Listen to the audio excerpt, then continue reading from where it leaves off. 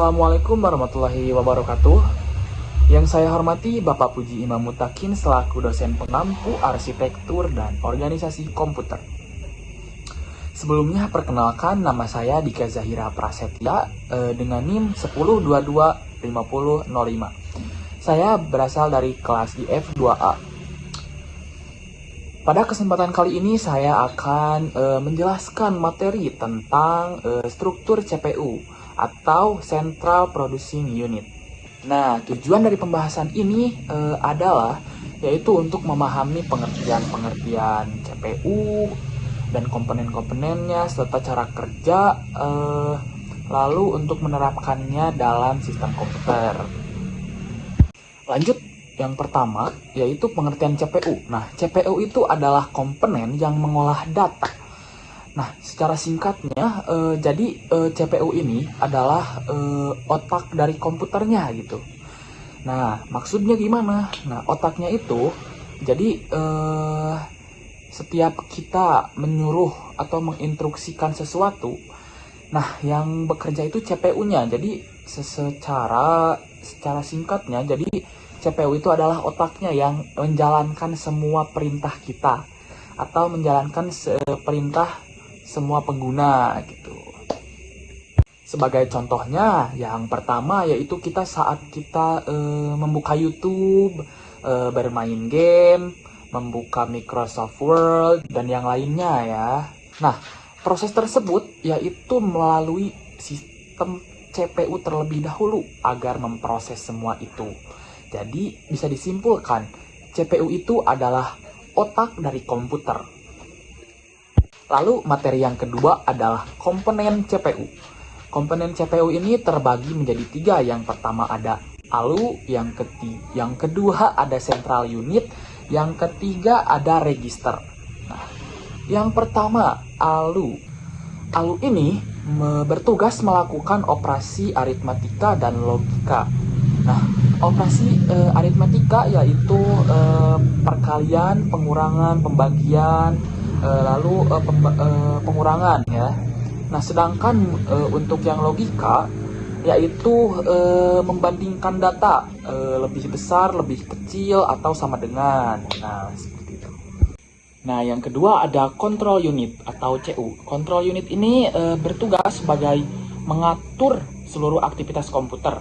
Nah, yaitu control unit ini yang mengambil instruksi dari memori, lalu menerjemahkan instruksi tersebut. Nah, lalu mengatur kapan saja ALU dan register maupun perangkat lain harus bekerja. Bisa diibaratkan si counter unit ini seperti pemimpin yang mengatur para anggotanya agar bekerja secara teratur gitu. Nah, yang ketiga ada register. Register adalah tempat penyimpanan sementara yang berada di dalam CPU. Register menyimpan data yang sedang diproses sehingga CPU dapat bekerja lebih cepat gitu dibandingkan harus mengambil data dari RAM. Nah, mungkin segitu untuk komponen-komponennya. Lalu yang materi yang ketiga ada cara kerja CPU. Cara kerja CPU dapat dijelaskan dalam 4 tahap. Yang pertama ada fetch, yaitu mengambil instruksi dari memori. Yang kedua ada decode, yaitu menerjemahkan instruksi agar dapat dipahami oleh CPU. Yang ketiga ada execute ya, yaitu menjalankan atau memproses instruksi untuk menggunakan ALU. Nah, yang keempat ada store, yaitu untuk menyimpan hasil pemrosesan kembali ke memori atau menampilkan ke perangkat output ya. Untuk keempat proses tadi, proses ini berlangsung sangatlah cepat, bahkan bisa miliaran kali lebih cepat dalam setiap detiknya gitu. Nah, lalu contoh penerapan CPU. Nah, CPU itu digunakan dalam hampir seluruh aktivitas komputer. Seperti contoh yang pertama adalah membuka Microsoft Word, menonton video, bermain game, searching atau browsing di internet. Nah, mengedit foto dan video, menjalankan aplikasi media sosial. Nah, semua aktivitas tersebut yaitu membutuhkan CPU agar dapat berjalan dengan baik. Nah, selanjutnya ada perkembangan teknologi CPU. Perkembangan teknologi CPU saat ini sangatlah cepat ya. Dulu komputer itu hanya menggunakan single core ya, atau hanya satu inti gitu. Nah, sekarang pada zaman ini, atau kita sebut zaman modern ya, sudah berkembang menjadi ada dual core, ada quadra core, ada hexa core, bahkan ada octa core ya.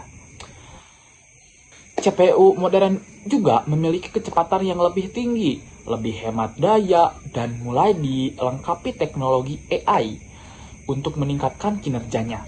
Jadi, kinerja dari CPU yang modern itu akan lebih cepat, efisien, karena berkembangnya zaman juga ya.